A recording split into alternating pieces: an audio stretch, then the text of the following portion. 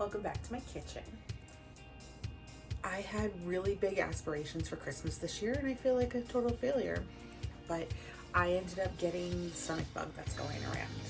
Or I found out about stomach bug the wrong way because I got it and it was the worst one of my life. And tomorrow I have to go back to work after doing nothing but laying in bed for almost a week. 5 days in bed. It was that bad. So today I have a little energy. And to try and save I'm assuming in the morning I'm gonna not have any energy left, that I have to resource it. So I'm gonna try and save myself a little time and make some scones so I can take to breakfast this week to work.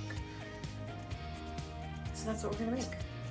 I was gonna make cinnamon rolls for you guys. I was going to make sugar cookies. I was gonna make gingerbread houses. But we're gonna make some scones. They're chai scones. They are in my little magic book, or aka recipe book. One of mine, chai scones. Yeah, we're gonna take that. So, chai scones. So, before you start the scones, what you're going to want to do is you're going to want to take about 1.25 cups of milk and then heat it up to almost boiling, and then throw in 2 chai tea bags, which I have. It froze. So you let that seep for a bit, and then you're supposed to let it come up to room temperature, but I threw it into the freezer for a little too long, so it's frozen. But I'm gonna take the tea bags out and we're gonna toss that right there and pretend it's not there. Pretend that's the trash for now. And then you also want to take 1.5 sticks of butter. Now scones are like biscuits, so you want the butter ice cold. A lot of people use either forks or their fingers and slowly break it up till it's pea-size chunks. You have to do that with your hands and it gets annoying. But nice little easy cheat is you take your butter, get it really cold, and grate it on your grater. And you get these nice little pretty flakes that are really fun to play with. Throw this in the freezer and let your butter freeze over, and it stays nice and cold. So now I have cold butter ready to go. I have cold milk ready to go. Some people put the utensils in the freezer. I'm not going to bother with that because the butter and milk are so freezing cold right now. Otherwise, you need 3 cups of flour, a teaspoon of salt, a cup of sugar, 5 teaspoons of baking powder, which I think is maybe 2 tablespoons. I'll have to double check that. I think it's 2 tablespoons. And then the 1.5 sticks of butter, plus this 2 tablespoons of vanilla. I have a little bit as it's upside down. My paste is upside down because I don't want it to go to the bottom. I want it on the cap. Okay, and then now we're just gonna put all the dry ingredients together. So the 3 cups of flour goes first.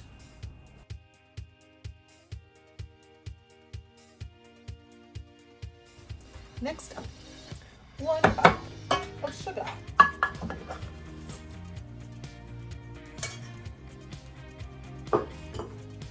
Now I'm using salted butter, so I did say 1 teaspoon of salt, but I'm actually only going to use 1/2 teaspoon because of the salted butter. There we go, 1/2 teaspoon of salt, 5 tablespoons of baking powder, or teaspoons, 2 tablespoons. Now we just put this down, helps with things in. There we go. Turn it on just so that you mix the dry ingredients together.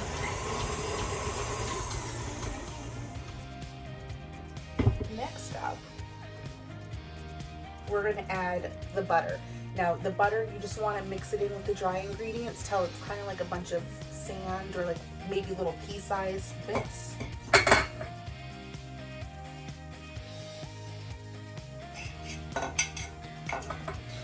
as a tip, I grate like an extra tablespoon because sometimes it doesn't all come off.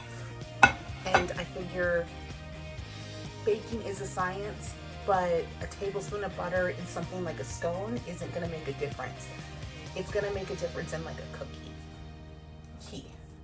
Key bit of information there.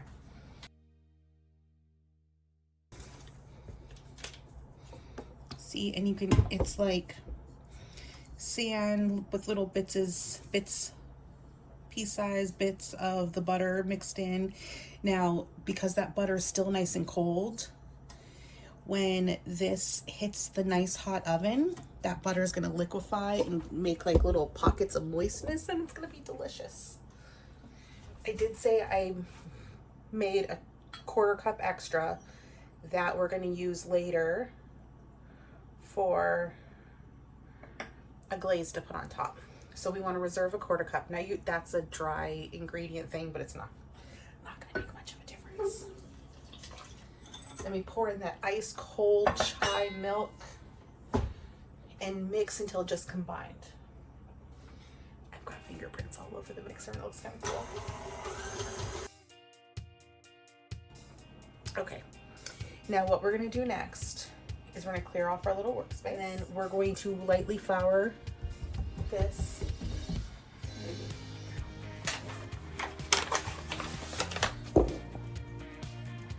And when I say lightly flour, I mean lightly.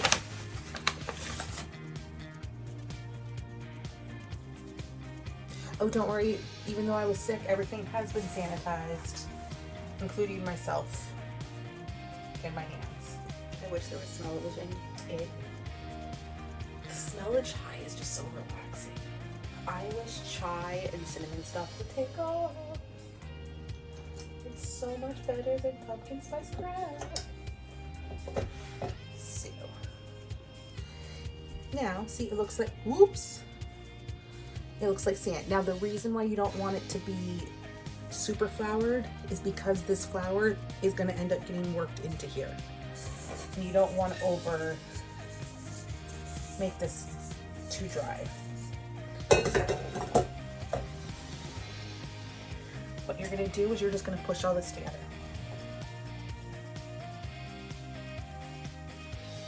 Now, you can make these bigger,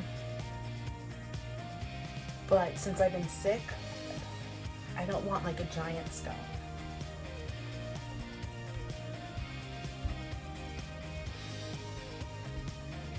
Let's make sure you have a good look at that. Do you see all these little flakes of butter? Imagine how moist that's going. I've got some on my face. Yeah. So moist and delicious. Okay. Who remembers my favorite baking tool? I do, obviously. This is key. You can use a knife. This is so much easier. And not only is it easier, it helps with the cleanup afterwards because you just scrape everything off with this key. So we're gonna cut the scones.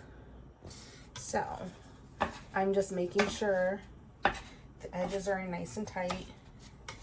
This part's kind of falling apart. There was a little too much flour in that spot, and that's okay. Just trying to push it in. Okay, so just divide it in half, in half, in half, and then divide. So now you have 4. Crisscross, you know, the way you would cut a sandwich, because you cut sandwiches diagonal because it's the right way. You cut all your scones that way. And now you have 8 pretty scones. Now, the next step is I have a baking sheet with some parchment that's been sprayed with baking spray. And then you just lay them on top. I told you this one was easy. Give them enough room, they do puff up. Remember, baking soda's in here, and that's what baking soda does.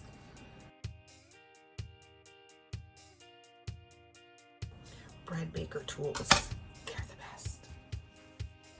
Okay, so just like this. You don't need to put any kind of glaze or anything on top because we're gonna put on top like a chai powdered sugary glaze. Okay, these go in the oven at 350 for about 15 to 20 minutes until they start getting a little bit brown on the edges. Okay, so they've been in for 20 minutes. We're gonna take them out now.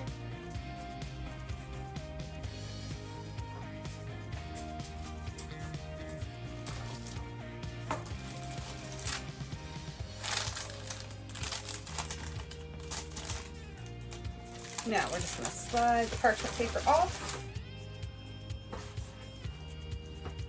Put that over there and rest. And these are going to cool down. See, look at how big they got. I wish I knew how. I wish I was really good with YouTube, because then I could put side-by-side pictures. But oh well, they look good. They're going to be so delicious. So, anyways, I have to leave them alone. Fan them off. You know. Bake off. Okay, we'll come back later. Okay, so the scones have been out of the oven. They're cool and soft and delicious, and they're gonna be so yummy. I'm just separating them a bit. There we go. Okay, now I'm gonna make the powdered sugar glaze. It literally is powdered sugar and then that 1/4 cup of chai milk. Let's see. I have about 2 cups of powdered sugar. They deflated a little, and that's okay. It's good. But so powdered sugar, chai milk, and a little whisk. Mix it up. If it's too runny, add more powdered sugar. If it's too liquidy, if it's too liquidy, add more powdered sugar. If it's too thick, add more milk. But this is like a good pourable consistency.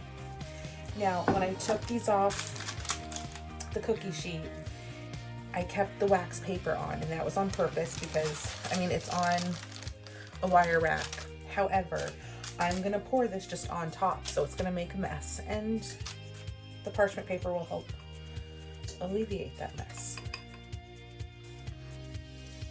Just pour some on top. As much or as little as you want. I like quite a bit, because it's good.